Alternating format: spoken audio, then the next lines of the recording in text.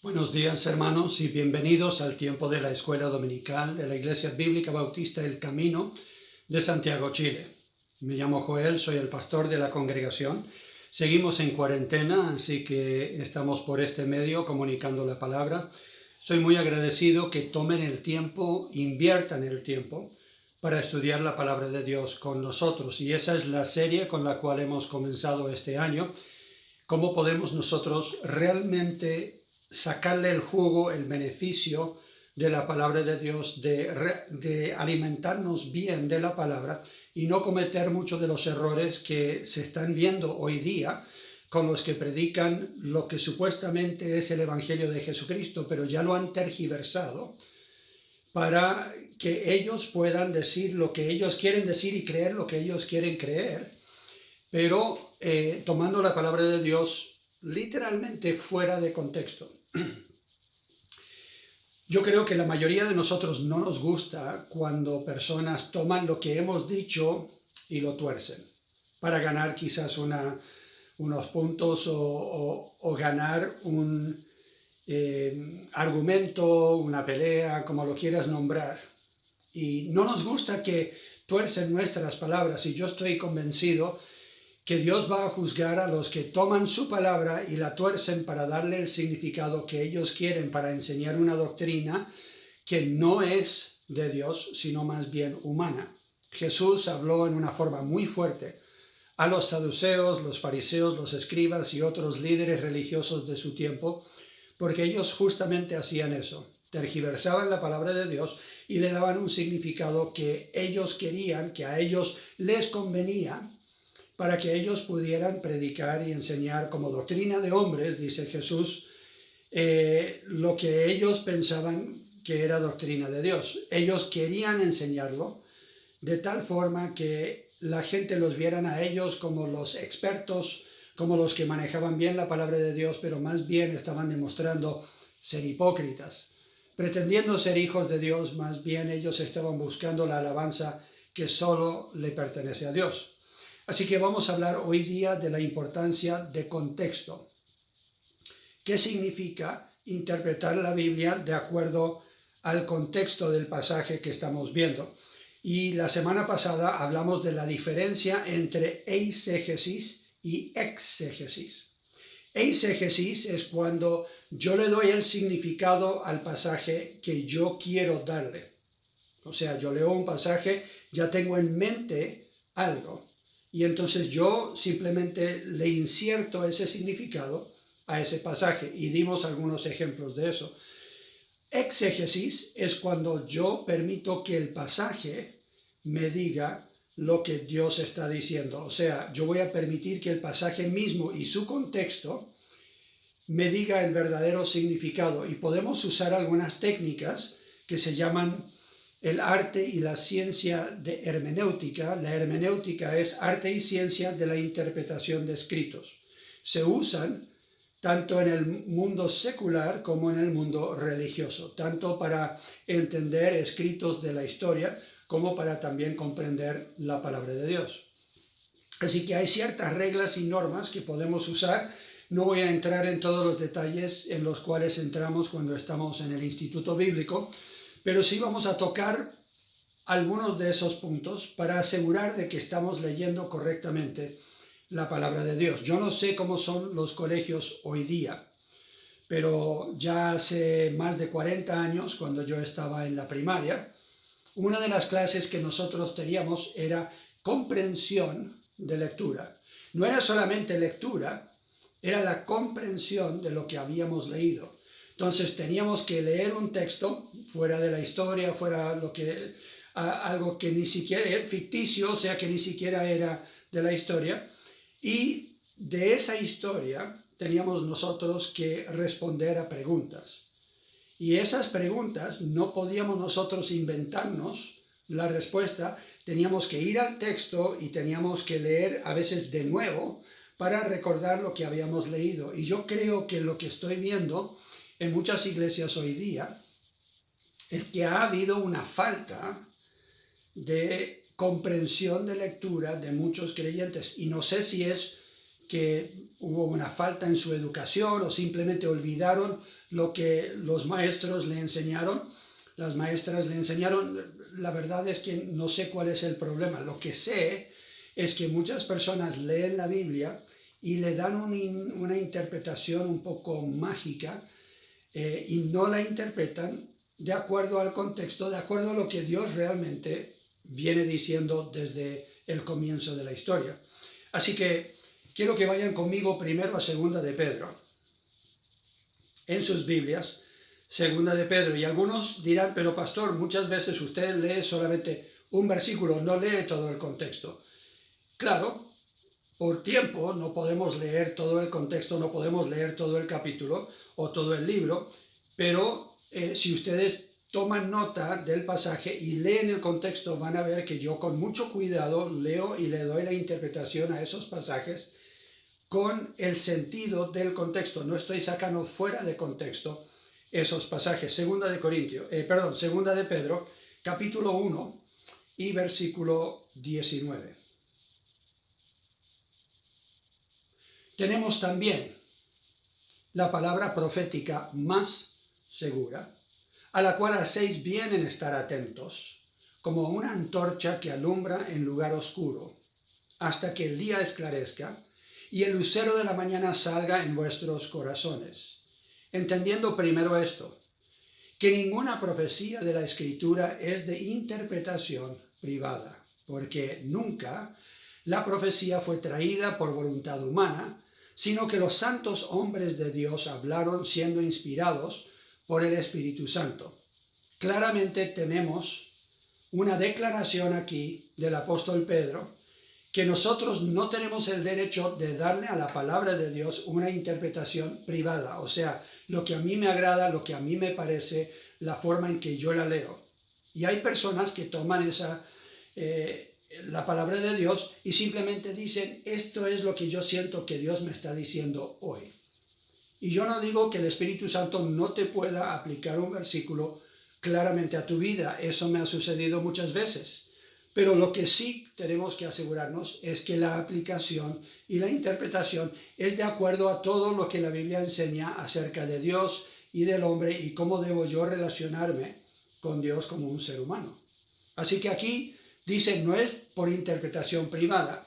¿Y cuál es la base del argumento? La base del argumento es que nadie escribió la palabra de Dios por su propia inspiración o por su propio pensar, sino que fueron, literalmente esa palabra dice, llevados o cargados por el Espíritu Santo. O sea, ellos al ser inspirados por el Espíritu Santo les dio literalmente las palabras que ellos debieran escribir para nosotros tener la palabra de Dios, no la palabra del apóstol Pedro, o del apóstol Pablo, el apóstol Juan o algún otro. Así que nosotros tenemos que tener bien claro lo que dice este pasaje, que esta profecía, esta declaración de Dios, esto lo que nosotros llamamos la palabra de Dios, es segura y no es de interpretación personal o humana, privada, y es una interpretación que requiere la ayuda del Espíritu Santo, porque Él es el verdadero autor de los libros que nosotros llamamos la Biblia. Juan capítulo 16, Jesús habla sobre esto a sus apóstoles. Ellos un poco tristes, perturbados, porque Jesús ha dicho, yo ahora voy a volver al Padre, pero no los voy a dejar solos, les voy a dejar a alguien que les va a guiar. Capítulo 16 de Juan. Y versículo 13, dice Jesús a sus discípulos, pero cuando venga el Espíritu de verdad, Él os guiará a toda la verdad, porque no hablará por su propia cuenta, sino que hablará todo lo que oyere y os hará saber las cosas que habrán de venir. Entonces, Jesús les dice, tranquilos, no me van a tener a mí enseñándoles a ustedes como les he enseñado, pero tendrán el Espíritu de Dios mismo, o sea, mi Espíritu, en ustedes para que les guíe a toda la verdad y aún a cosas futuras que todavía yo no se las he podido revelar. Si leen el contexto, Jesús aquí está hablando de la obra del Espíritu Santo en ellos y dice, hay muchas cosas que me gustaría poder decirles, pero ustedes todavía no la pueden recibir. No están en la condición de entenderlas y recibirlas, pero cuando viene el Espíritu Santo, Él los guiará a toda la verdad. Así que cuando nosotros estudiamos la palabra de Dios, no podemos depender simplemente de nuestra lógica, de nuestra habilidad intelectual, de nuestro conocimiento, de nuestra sabiduría. Tenemos que pedirle ayuda al Espíritu de Dios para que Él nos ilumine y nos ayude a entender la palabra de Dios. Debemos respetar la Biblia como la palabra de Dios. Un versículo sacado de su contexto es un pretexto para crear una interpretación privada de ese texto. Lo voy a repetir. Un versículo sacado de su contexto es un pretexto para crear una interpretación privada de ese texto. Yo puedo tergiversar las palabras de cualquiera, aún las palabras de Dios mismo, para que esas palabras digan lo que a mí me agrada o que respalden el punto que yo estoy tratando de persuadirle a otra persona a que me crea esa declaración, ese punto. Entonces, ¿qué significa esta palabra contexto? ¿De qué estamos hablando cuando estamos hablando del contexto? Bueno, estamos hablando del contexto inmediato. Las palabras en el versículo, las palabras en los versículos justo antes de ese versículo y las palabras que vienen en los versículos justo después de ese versículo. O sea, las palabras que le rodean el concepto que queremos realmente entender o enseñar a otros. Y después no solamente es el contexto inmediato, pero es el contexto cercano. O sea, el libro en el cual se está leyendo el versículo. Si estamos leyendo en Segunda de Pedro, entonces vamos a leer el libro entero y ver qué significado tiene la palabra que estamos resaltando o el concepto que estamos resaltando en ese versículo, si se habla ese tema más de una vez y cómo se aplica. Así que vamos a hacer eso un poco hoy. Pero no solamente estamos hablando del contexto inmediato y el contexto cercano, también estamos hablando del contexto extenso, lo que ese autor humano ha escrito, por ejemplo, en otras cartas. Porque vemos que aunque el Espíritu Santo fue el que inspiró la palabra de Dios, permitió que los personajes humanos que estaban también escribiendo y participando con el Espíritu Santo fueron inspirados por el Espíritu Santo para escribir esas palabras. El Espíritu Santo les permitía que ellos lo escribieran con su vocabulario o con su estilo. Entonces, aunque sabemos que Dios inspiró las palabras, podemos ver el estilo del apóstol Pablo y cómo es un poco diferente al estilo de escribir y de comunicarse del apóstol Pedro o el apóstol Juan. Entonces, tenemos que ver primeramente y quizás más importante el contexto inmediato. ¿Qué está diciendo Dios en ese pasaje, en los versículos justo antes y después? Y después, ¿qué dice Dios en el libro entero que se está escribiendo? Y después, ¿qué ha dicho Dios sobre ese tema en el resto de la Biblia? Para que entendamos que aun muchos dicen el Dios del Antiguo Testamento es diferente al Dios del Nuevo, no, Dios no cambia. Pero tenemos que entender que la revelación de Dios al ser humano sí se ha ido agregando, o sea, los del Nuevo Testamento entendían mejor los planes y propósitos de Dios que del Antiguo Testamento. Pablo dice que los del Antiguo Testamento no necesariamente entendían y habían cosas que para ellos era un misterio. Ellos declaraban verdades que Dios les daba, pero no entendían su aplicación completa y que Dios ahora nos ha alumbrado el entendimiento para entender, por ejemplo, el misterio de la iglesia y cómo Dios va a salvar a los gentiles y no solamente a los judíos. Así que hay cosas que la Biblia enseña en una forma progresiva que quizás Abraham no entendía como lo entendía el apóstol Juan, pero a través del tiempo vemos que Dios no cambia y sus verdades siguen siendo las mismas de Génesis a Apocalipsis. Les quiero dar un ejemplo. Y vamos a quedarnos en este ejemplo para no confundir las cosas. No voy a dar 3 ejemplos o 7 ejemplos o lo que sea. Me quiero quedar en este ejemplo porque es simplemente una ilustración de qué tan fácil es malinterpretar algo o dar una declaración sacando un versículo fuera de contexto y cometer un gran error. Nuestra interpretación podría ser la de muchos cuando ellos dicen en Isaías 64 y versículos 6 al 7, que esta es una verdad que se aplica a todos los tiempos y en toda situación. Isaías, capítulo 64, versículos 6 y 7. Si bien todos nosotros somos como suciedad, todas nuestras justicias como trapo de inmundicia, y caímos todos nosotros como la hoja, y nuestras maldades nos llevaron como viento. Nadie hay que invoque tu nombre, que se despierte para apoyarse en ti, por lo cual escondiste de nosotros tu rostro, y nos dejaste marchitar en poder de nuestras maldades. Muchos toman el versículo 6 sin el versículo 7, y he escuchado más de una persona decirlo, aún pastores que dicen, bueno, pero nuestras obras son como trapos de inmundicia en la presencia de Dios. Nosotros dependemos completamente de la gracia de Dios. No hay nada que nosotros podamos hacer que agrade a Dios. No hay nada que Dios aplauda en nosotros porque nuestras obras son trapos de inmundicia. Y alguno dirá, pero la Biblia habla de obras y que deberíamos hacer buenas obras. Y entran en una confusión y no saben. Entonces, muchas veces he llegado a un campamento, a una iglesia o algo, y alguien me pregunta, pastor, yo sé que la salvación no es por obras, pero estoy un poco confundido porque escuché recién que aún nuestras buenas obras son como trapos de inmundicia en la presencia de Dios. Entonces, tenemos que seguir esta regla. ¿Qué dice el contexto? Si vamos a interpretar correctamente, leamos el resto de este capítulo, comenzando en el versículo 1. Dice, oh, si rompieses los cielos y descendieras, y a tu presencia se escurriesen los montes, como fuego,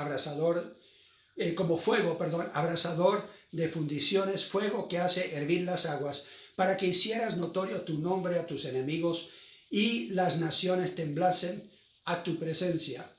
Aquí lo que desea el autor, Isaías, es que haya un avivamiento y que se sienta la presencia de Dios, pero que Él venga como con juicio, porque el fuego de la palabra de Dios o el fuego de la presencia de Dios, o cuando se habla del fuego en general se habla del juicio de Dios, y aún para los creyentes y aún para el pueblo de Dios llega Dios a veces con fuego.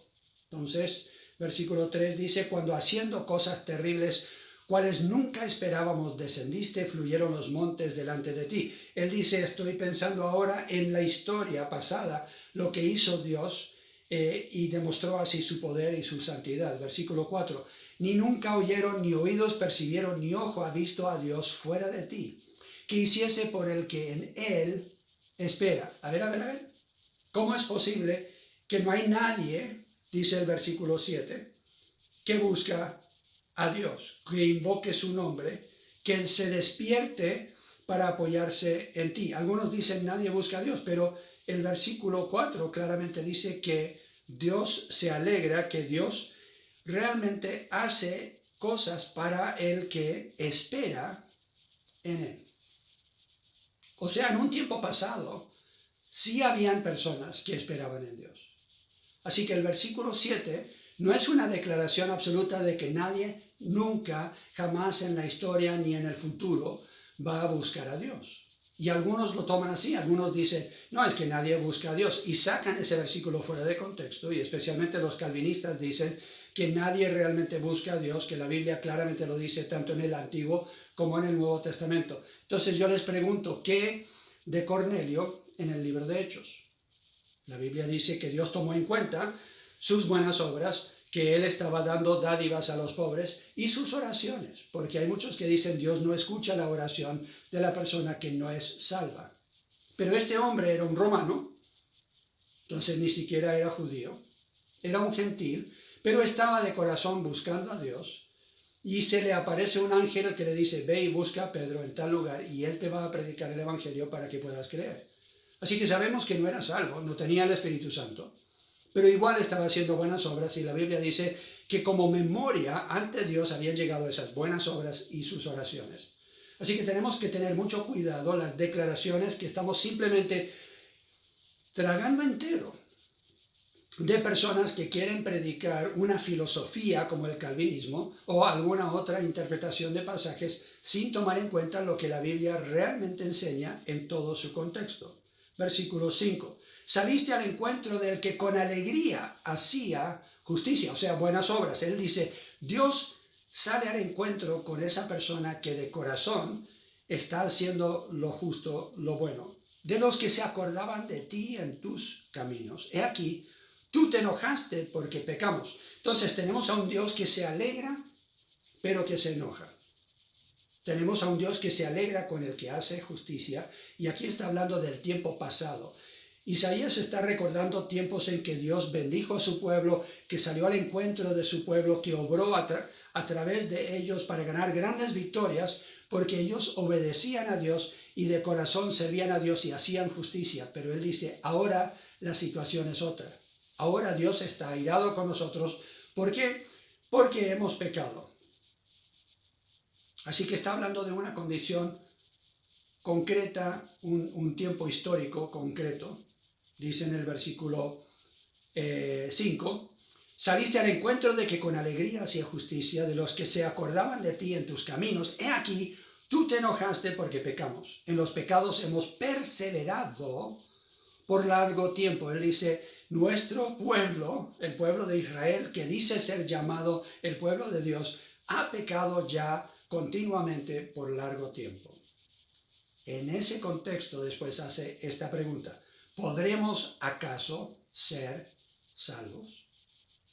Y ahora vemos el versículo que se saca de contexto. Dice, si bien todos nosotros somos como suciedad y todas nuestras justicias como trapo de inmundicia y caímos todos nosotros como la hoja y nuestras maldades nos llevaron como viento. Nadie hay que invoque tu nombre. Él está hablando de una condición actual del pueblo de Dios que es el resultado de un tiempo largo de pecado, que han olvidado lo que antes Dios había hecho para los que andaban con agrado en sus caminos, le obedecían y buscaban realmente a Dios. Así que no podemos sacar fuera de contexto el versículo 6 y 7 y decir, nadie nunca busca a Dios. Hubo un tiempo en que sí buscaban a Dios.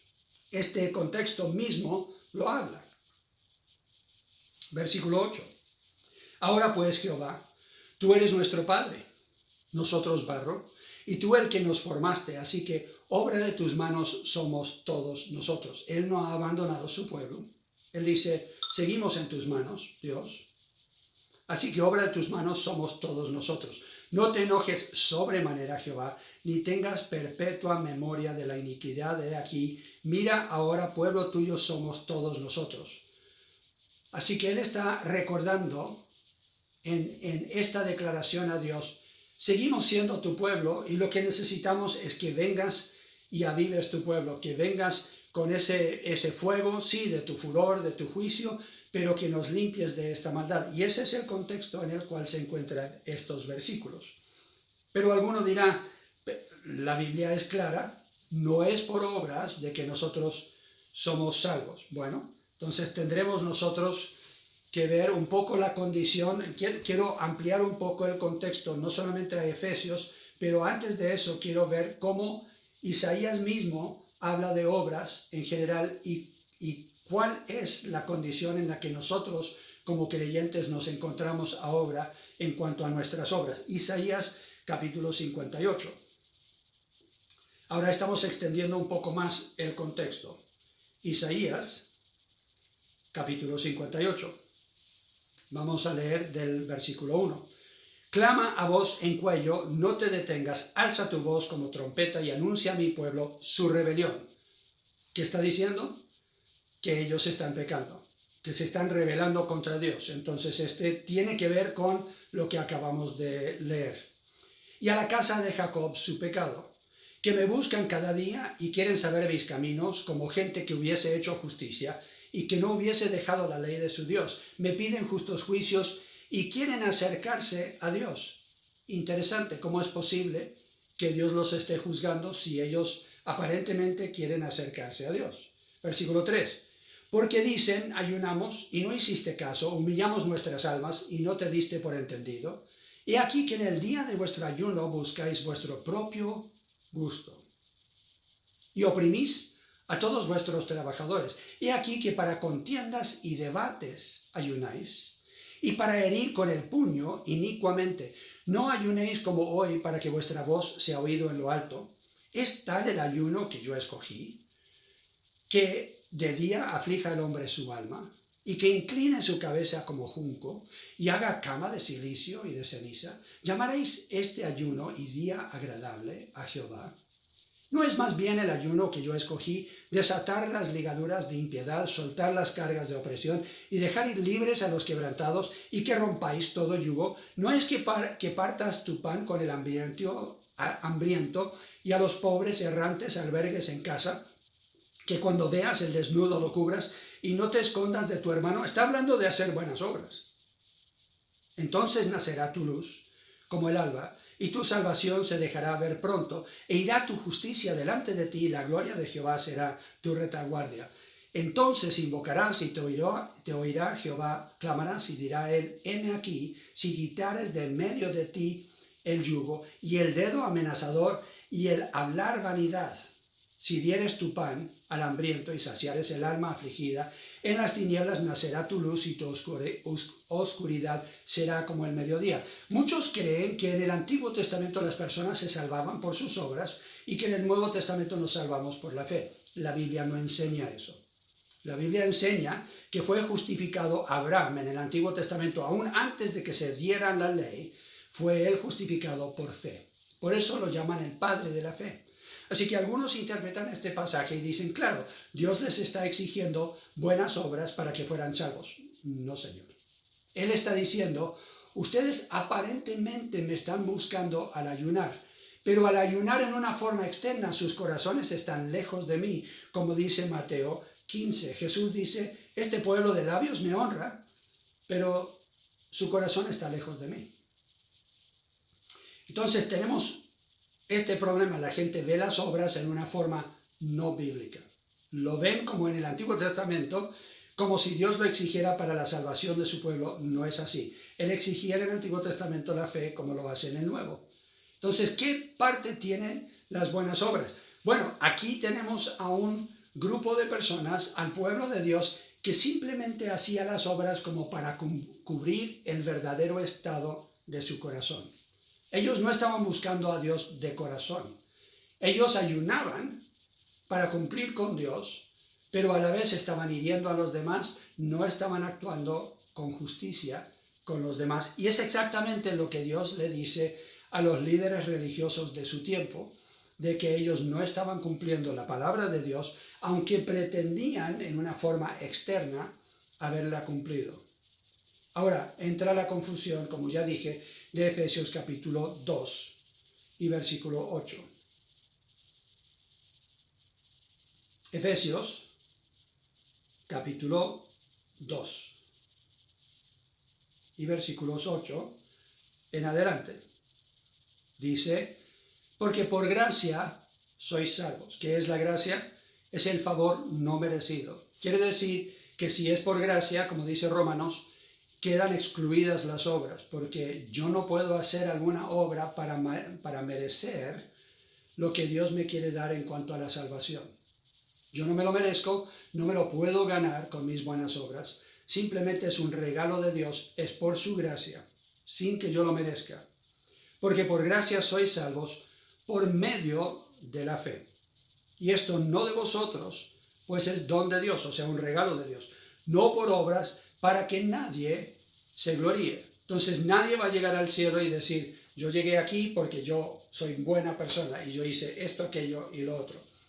Y eso era lo que predicaban los líderes religiosos en el tiempo de Jesús. No es lo que enseña la Biblia, ni en el Antiguo Testamento, ni en el Nuevo. Entonces, ¿qué tienen que ver las obras? Tenemos que seguir leyendo, porque muchos sacan simplemente el versículo 8 y 9 del contexto y olvidan lo que dice el versículo 10. Claramente el contexto nos dice qué relación tienen las obras. Versículo 10, porque somos hechura suya, creados en Cristo Jesús para buenas obras, las cuales Dios preparó de antemano para que anduviésemos en ellas. Entonces, este es el problema de una interpretación de un pasaje sacado fuera de contexto. Cuando se lee solamente versículos 8 y 9, el creyente puede decir, ya, soy salvo, gloria a Dios, es obra de Dios, es la misericordia y la gracia de Dios, y entonces yo puedo vivir como yo quiero porque soy salvo. No tengo que cuidar de hacer buenas obras, porque no tiene que ver con las obras. Y entonces están viendo simplemente la salvación como la meta, y no el agradar a Dios, y honrar a Dios, y glorificar a Dios en sus vidas. Dicen, no tiene que ver con obras. Las obras, nada que ver. Eso no es lo que enseña la Biblia. La Biblia dice que en cuanto a la salvación, las obras, nada que ver. Yo no me las puedo ganar por obras. Pero las obras sí tienen mucho que ver con la verdadera fe que salva. Si leemos Santiago, claramente Santiago dice, ¿podría uno ser justificado solamente con una declaración de fe? ¿O es uno justificado cuando la verdadera fe que me lleva a creer también se demuestra con obras? No son las obras las que me salvan, pero las obras demuestran que mi fe es real. Entonces no podemos simplemente hablar de fe y excluir las obras. Las obras tienen que estar en su lugar correcto. Tenemos que leer el versículo 10 con los versículos 8 y 9. Por eso es tan importante tener el contexto y leer lo que dice la palabra de Dios. Y si leemos todo el libro de Efesios, vamos a ver cómo habla de las obras que deberíamos hacer, dejando el viejo hombre y revistiéndonos del nuevo hombre y todas las obras que deberían hacer los verdaderos creyentes que han creído.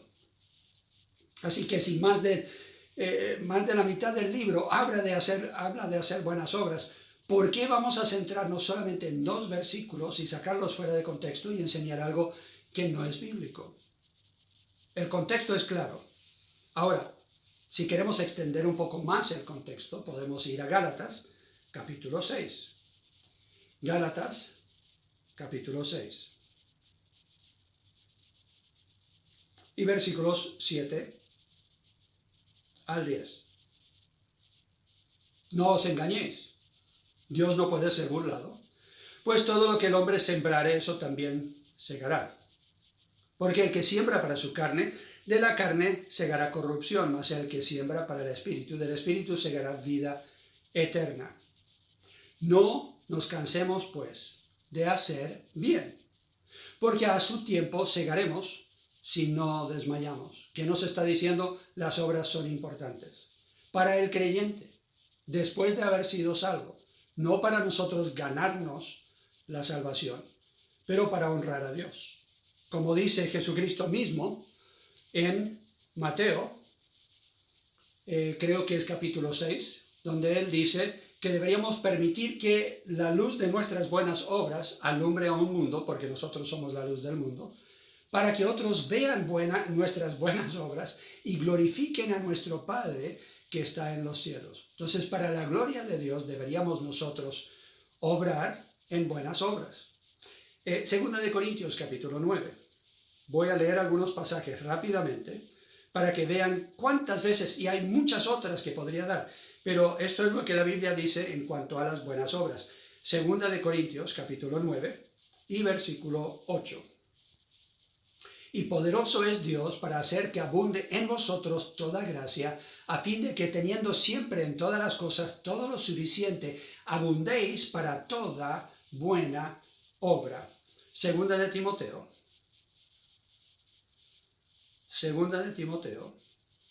capítulo 2, versículo 21. Así que si alguno se limpia de estas cosas, o sea, las que no deberían estar en la vida del creyente, si alguno se limpia de estas cosas, será instrumento para honra, santificado, útil al Señor y dispuesto para toda buena obra. Capítulo 3 de ese mismo libro, versículo 16. Toda la Escritura es inspirada por Dios y útil para enseñar, para redarguir, para corregir, para instruir en justicia, a fin de que el hombre de Dios sea perfecto, enteramente preparado para toda buena obra. Colosenses, capítulo 1, versículo 10.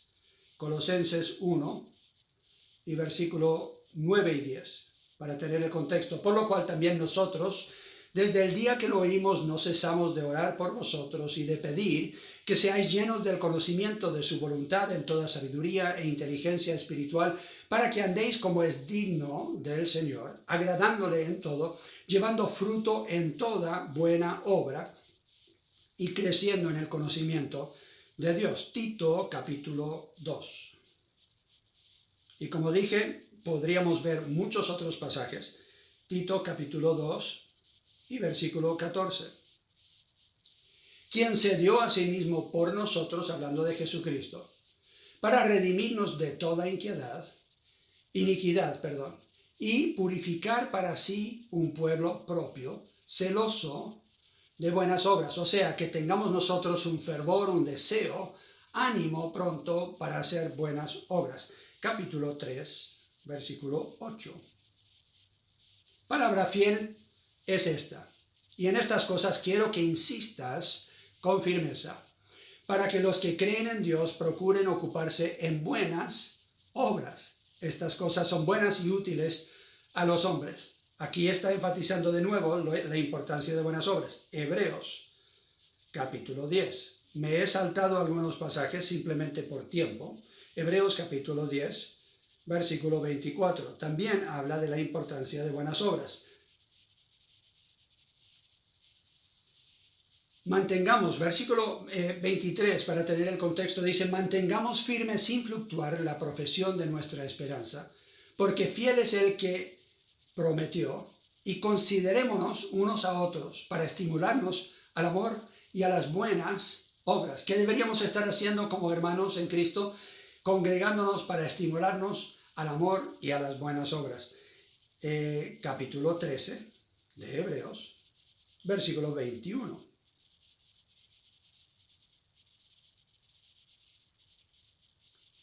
Comenzando en el versículo 20, dice: y el Dios de paz, que resucitó de los muertos a nuestro Señor Jesucristo, el gran pastor de las ovejas, por la sangre del pacto eterno, os haga aptos en toda obra buena, para que hagáis su voluntad, haciendo Él en vosotros lo que es agradable delante de Él por Jesucristo, al cual sea la gloria por los siglos de los siglos. Amén. Es Dios obrando en nosotros, que hace posible por su gracia que andemos en buenas obras. Tenemos Primera de Pedro, capítulo 2. Primera de Pedro, capítulo 2 y versículo 12.